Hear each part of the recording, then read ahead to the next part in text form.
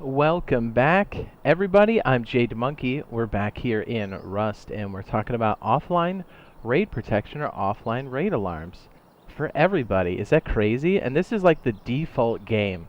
I kid you not. Like this is a thing. So this is currently for the PC right now, but this will very soon be for the PlayStation 4 and Xbox Rust beta. That hopefully by the time this video finds you, hopefully by that time we are playing it.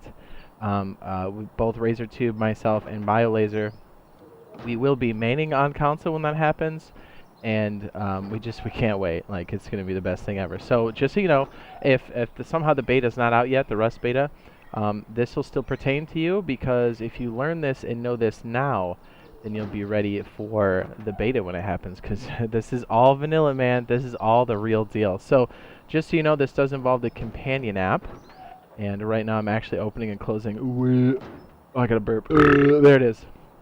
I got the companion app open, which currently only works for the PC version, but it will work for the PlayStation 4 and Xbox players.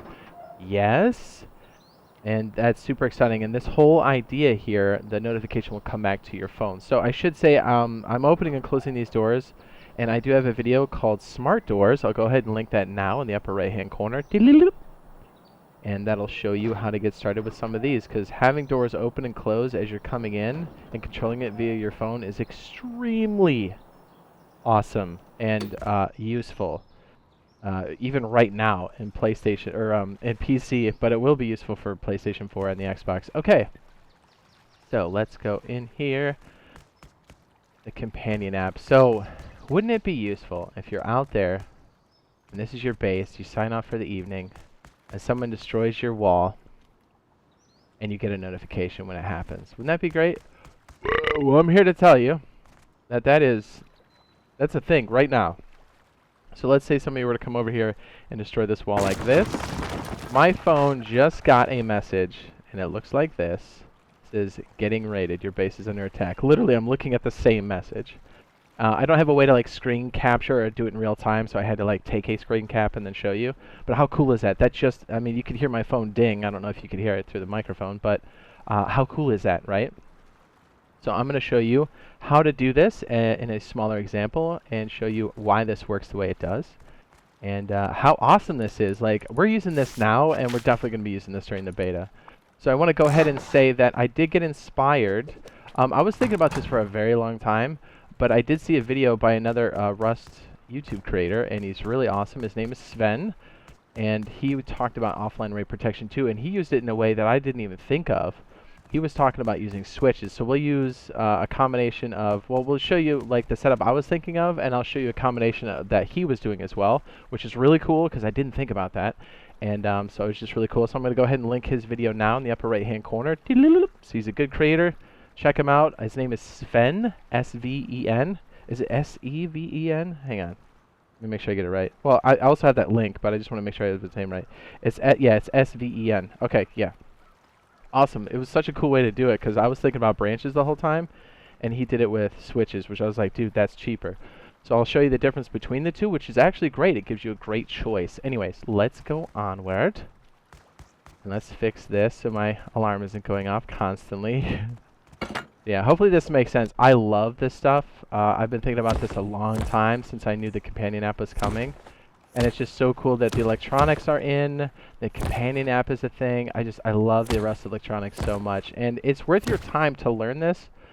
And you don't have to necessarily understand these things, but even just seeing how the pattern works and just being able to replicate it to use it on your base is going to be worth your time, because this translates to base protection. This translates to offline raid protection, notifications, all that stuff. It's all super awesome. Okay, so let's go over here.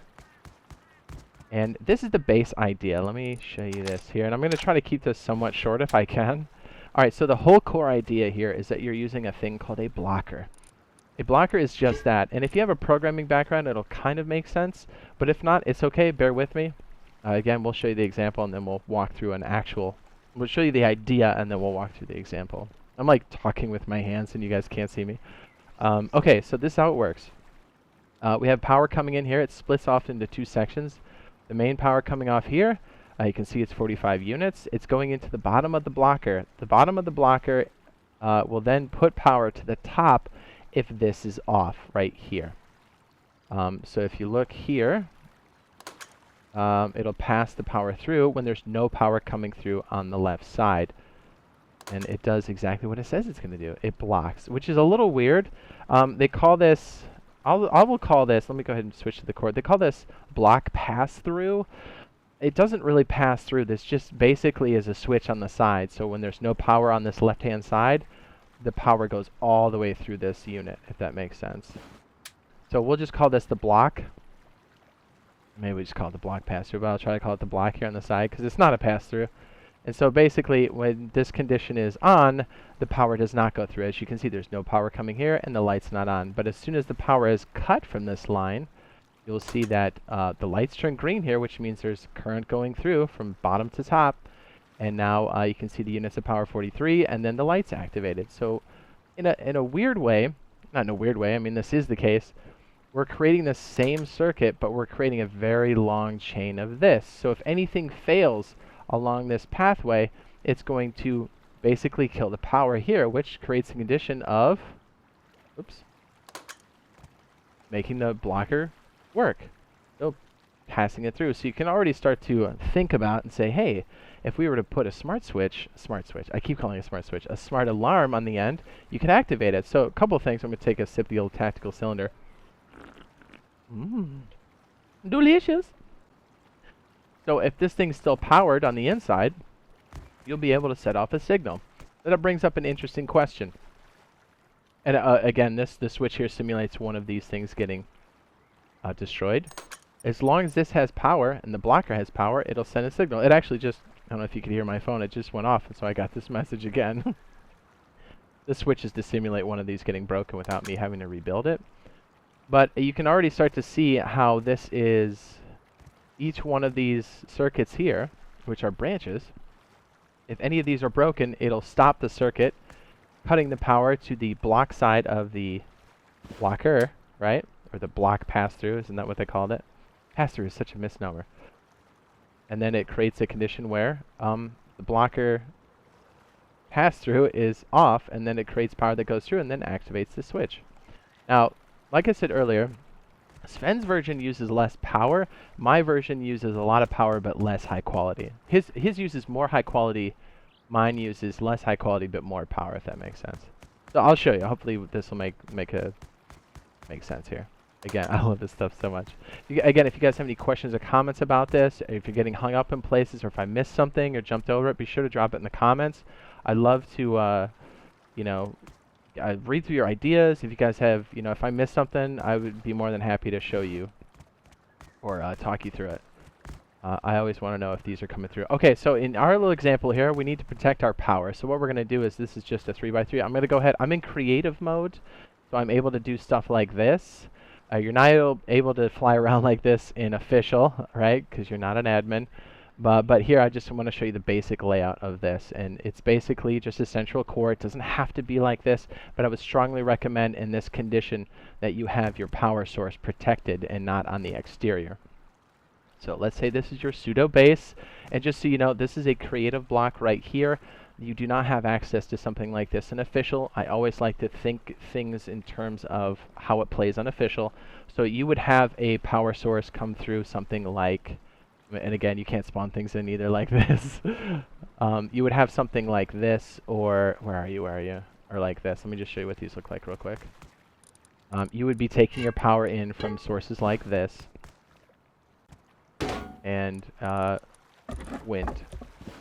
And you would be combining them using a root combiner, and then you'd be putting them into your battery. So basically, this creative block just helps me condense all that and tell you that your power source, whatever it may be, it could be solar, it could just be wind, but so this represents a power source, and then it comes into a battery. So just so you know, that's what that represents. So you do not have access to something like this, if that makes sense. And you do need a root combiner. Root combiners look like this. So, I don't know, if I were to, I should probably just do this in the future so it's less confusing, right?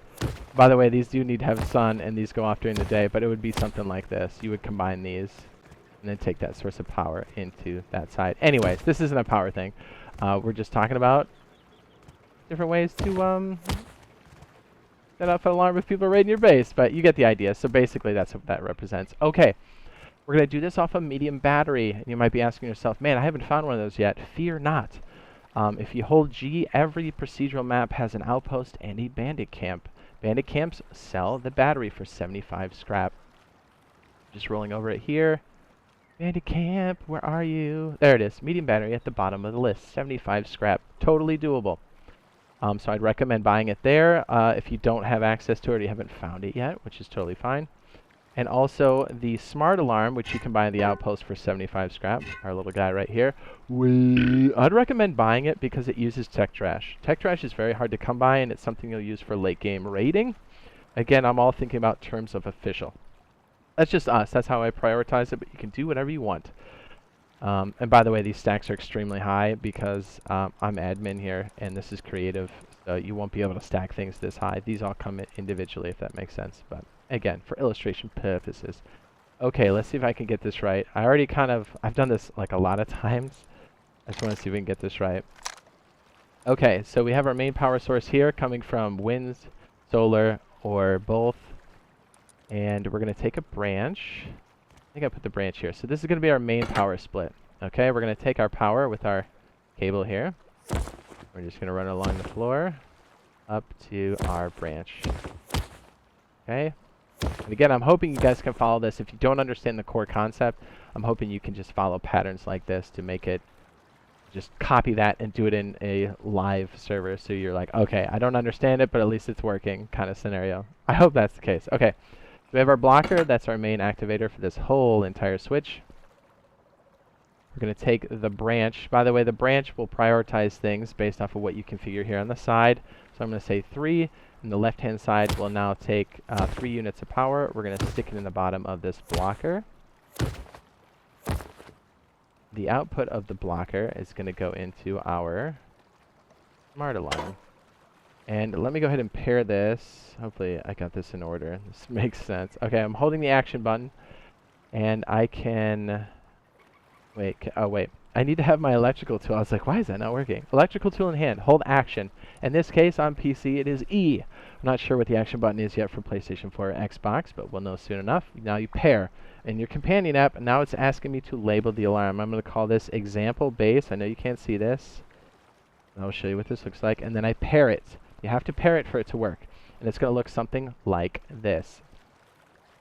I labeled mine example base, but in this case it would be like this. And then these would turn red when they're active. So what we're going to do is...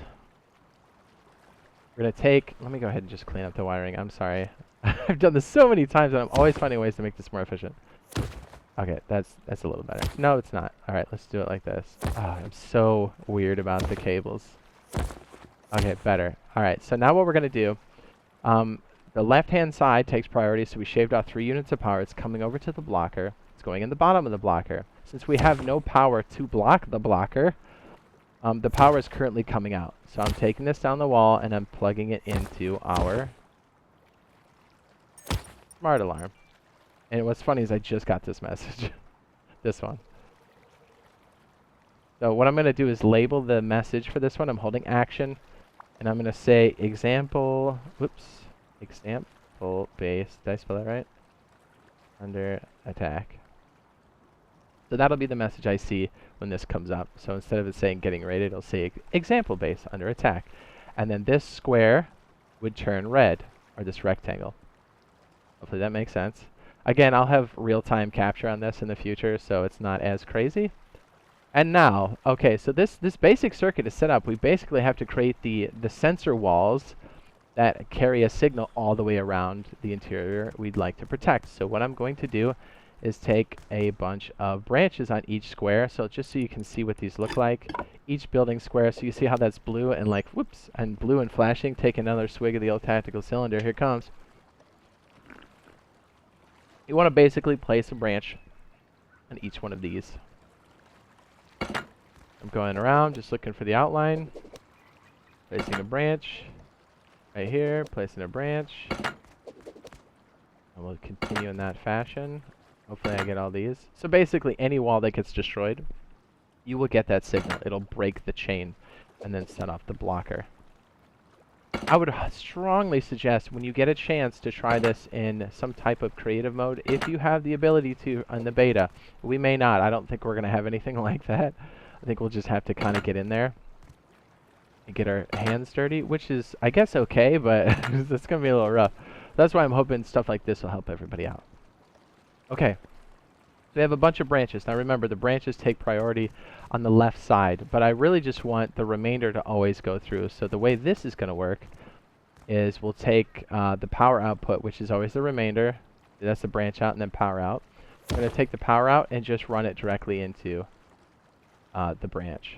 So then we're going to take that and put it into the power in. We're going to take the power out, which is the right-hand side of the branch, and then move it over. What's funny is, like, since I watched Sven's thing, I kind of making the same pattern he did. Like, thanks, buddy.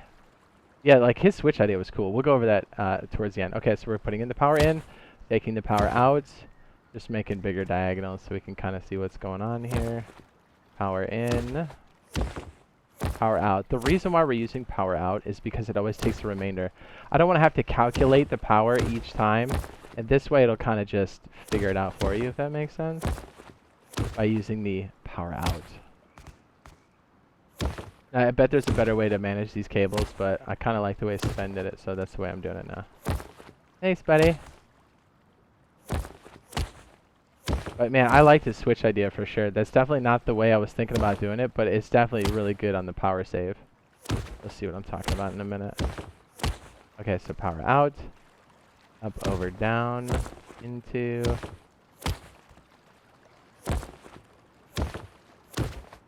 Goofy, right? I'm trying to like create a variant on it so you can see what side of the branch is coming out of. Because I know if you just like take power and kind of just do something like this and it comes out the side, it's hard to tell like where it's coming from. Like when somebody does something like this. I don't know, this is probably unnecessary, but I'm going to do it anyways, because I'm a freak. And I can't reach that sucker, hang on.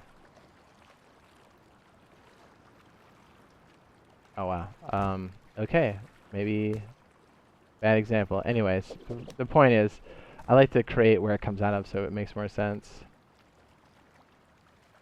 Okay, yeah, this is coming out of the power out. And maybe I need to take my own advice. There we go. See, I want to see where it comes out of. Because with two outputs on the top, it just makes it's hard to see sometimes. Okay, so let me see if I can remember how to do this. Okay, so we're taking the power out of our main source, right? It's coming to our main power split. It's already been split to the blocker. So we're going to take this end, and this 49 units is going to go around and basically be the one, not basically, it is. It's going to be the one that goes around from, let me bust out the old weapon so you can see what I'm talking about here. Oops, here we go. Laser pointer. So all of these can be powered, right? As a giant continuous daisy chain circuit, that'll be our sensor, right? And so if those get destroyed, then we know the blocker will trigger, which is awesome. That's what we want. Okay, so we're going to go out here, and I'll probably just make this really obnoxious. You can see what we're talking about, and you're definitely going to want to tuck these wires away. Just for illustration purposes, we'll make it like this. Is that obnoxious? That might be the worst. So you see how all these are going to be powered. I know not all of these are going to light up, but believe me, they're lit. So as all the power runs through here, then we're going to take the final piece of this, right, from right here, which is going to be the out. We're going to take it back inside to the blocker.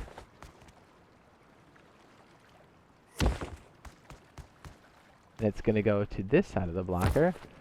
The blocker pass-through, or just the blocker portion, the block right here. Bing, and now it's blocked. And now this is not active. So if something comes over here and breaks, it's going to trigger this. So watch, if I break a wall like right here, so we can just see this thing active. See, we got a window right here. Remember, we have a sensor right here. If I break this wall, that little smart alarm will go off and then trigger my phone to say, you're under attack. Like this. So you'll know, you'll see this message, since we can't see it in real time. When this goes off, the little dish goes up. So basically creating a giant sensor array. So I'm going to just simulate me destroying a wall. And now that's broken the circuit that's all the way around this base, like so. Because that wall is missing, and in turn, that branch is gone. So it breaks the circuit, creating a no signal to come in on this side, which allows this to pass through, which then triggers this alarm. And I just got this message just now. Your base is getting raided. Pretty awesome. And again, this will turn red, and ours is called example base. Okay, so this is getting a little bit on the long side, but let me go ahead and wrap this up. Let me show you what Sven did, which I thought was great, which brings up an interesting point. It's cool that we both were thinking along the lines of like raid protection, but I like the way he did his, and it gives us two options basically. Okay, so what he did is he surrounded his base with switches, which is a great idea. But if you look at how this works, like so, and again, this is just like the branch, there's just less power outputs. Each one of these have to be turned on, and then you can see this goes off. But by making these all switches, you're using less power, because if you look at this, each branch minimum requirement is 2 units of power that comes out the top, right? So I'm taking 2 units of power on the left, and then 1 unit of power at least, and then moving it along. So each of these are actually consuming 3 units of power, because each piece of logic eats 1, and it's shaving off 2 to the side, which is crazy, right? Wait, you know what? Since I said that, I wonder if... Is that a glitch?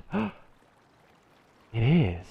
Well, anyways, just assume that if this is a glitch, if you don't set this, I think it just has a pass-through of like 1, but most of the time these will eat 3. So basically each wall is 3 units of power, and that gets expensive. But this only costs you 1 unit of power. But if you look here, you go over to the crafting menu. Oh, wait, I don't have any of these learned yet, do I? Oh, boo. Okay, let me just tell you what they are. This costs 5 units of high quality, and this costs 3.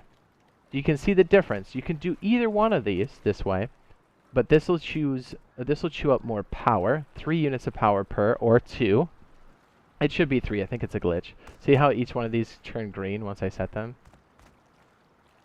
I think it's chewing up more power. But the point is, these will chew up more power.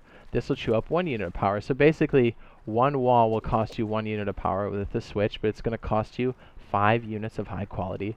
And 1 wall of protection is going to cost you 3 high quality, but then it's going to cost you 3 units of power at least. If that makes sense. So then if you have your area and you're trying to add it all up, you can kind of see how much you need. You can already start to see immediately how the power consumption, you need to make sure that you have power, more power coming in to give yourself gains.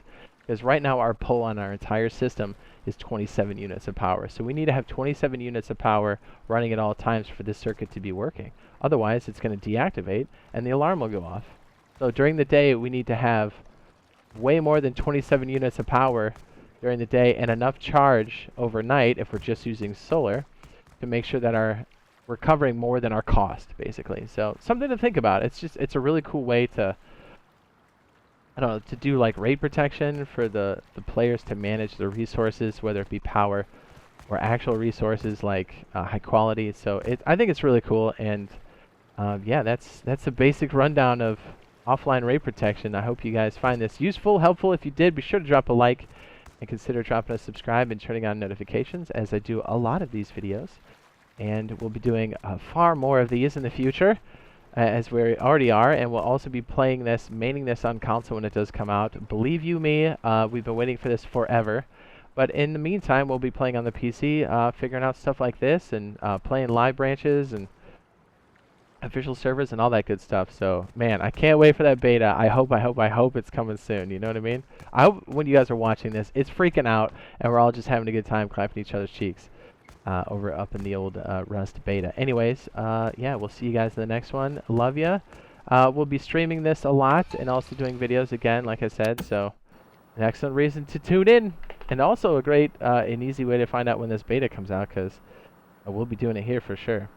Basically, when you see us live in this game on Xbox or PlayStation, you'll be like, oh, okay, it's out, because we're gonna be playing it non-stop. All right, we'll see you guys in the next one. Love you. Bye.